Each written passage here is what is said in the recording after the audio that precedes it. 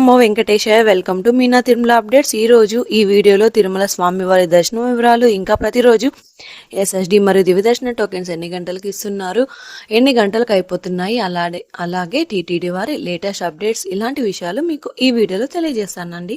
ఈ వీడియో చూస్తున్న మీరు ఈ వీడియోని కూడా లైక్ చేయండి. అలాగే టీటీడీ వారి లేటెస్ట్ ఇన్ఫర్మేషన్ తెలుసుకోవాలి అనుకుంటే మన ఛానల్ని సబ్స్క్రైబ్ అయితే చేసుకోండి.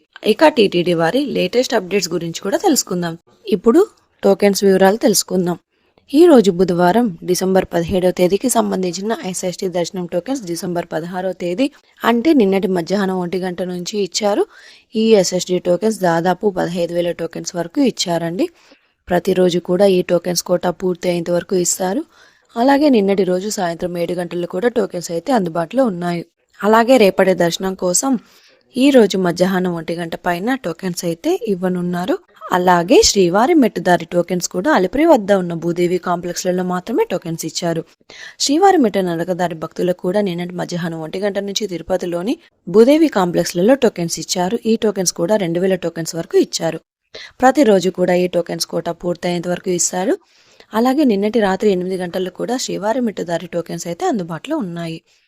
ప్రస్తుతం మధ్యాహ్నం 1 గంట లేదా 2 గంటల లోపు టోకెన్స్ ఎప్పుడైనా ఇవ్వచ్చు. శ్రీవారి భక్తులైతే ఈ విషయాల్ని గమనించగలరు. ప్రస్తుతం ఈ ఎస్ఎస్టీ టోకెన్స్ తిరుపతిలోని రైల్వే స్టేషన్ ఎదురుగా విష్ణు నివాసం, అలాగే బస్టాండ్ వద్ద శ్రీనివాసం కాంప్లెక్స్, అలాగే అలిపిరి వద్ద ఉన్న భూదేవి కాంప్లెక్స్, ఈ 3 ప్రాంతాలలో మాత్రమే టోకెన్స్ అయితే ఇవ్వనున్నారు. ఈ ప్రాంతాలలో టోకెన్స్ అయితే మీరు ఆధార్ కార్డ్ చూపించి ఎక్కడైనా తీసుకోవచ్చు. ఇప్పుడైతే దర్శన వివరాలు కూడా తెలుసుకుందాం. నిన్నటి రోజున మంగళవారం రోజున శ్రీవారిని 63,738 మంది శ్రీవారి భక్తులు స్వామివారిని దర్శనం చేసుకున్నారు. 19,746 మంది శ్రీవారి భక్తులు స్వామివారికి తలనీలాలు సమర్పించారు. 4,79,00,000 రూపాయలు భక్తులు స్వామివారికి సమర్పించిన హుండీ కానుకలండి.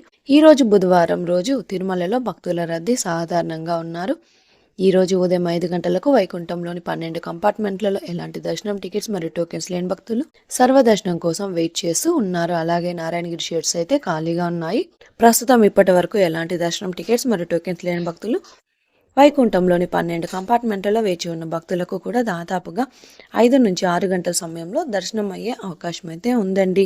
అలాగే ఈ రోజు శ్రీవారి సర్వదర్శనానికి అంటే ఎలాంటి దర్శనం టికెట్స్ లేని భక్తులు దర్శనం కోసం క్యూ లైన్లో ఎంటర్ అయ్యే వారు కూడా దాదాపుగా 6 నుంచి 8 గంటల సమయంలో దర్శనం అయ్యే అవకాశం అయితే ఉందండి.